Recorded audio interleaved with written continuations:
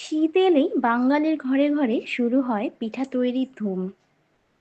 পিঠা শুধু একটি খাবার নয়, এটি আমাদের সাংস্কৃতিক ঐতিহ্য এবং পারিবারিক বন্ধনের প্রতীক।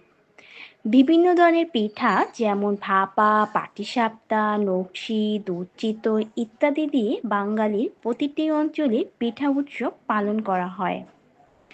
শীতের পিঠা উৎসব শুধু খাবারেই আনন্দ নয়, এটি মানুষের মধ্যে আনন্দের ধারা বইয়ে আনে, পরস্পরের সাথে সাংস্কৃতিক বন্ধন দৃঢ় করে এবং নতুন প্রজন্মকে ঐতিহ্যের সাথে পরিচয় করায়।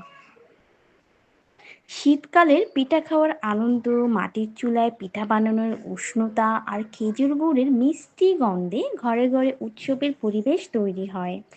পিঠা শুধু পরিবারের সবাইকে একত্রিত করে না, এটি নতুন প্রজন্মকে আমাদের ঐতিহ্যের সাথে পরিচয় করায় এবং সাংস্কৃতিক বন্ধনকে আরও দৃঢ় করে তোলে।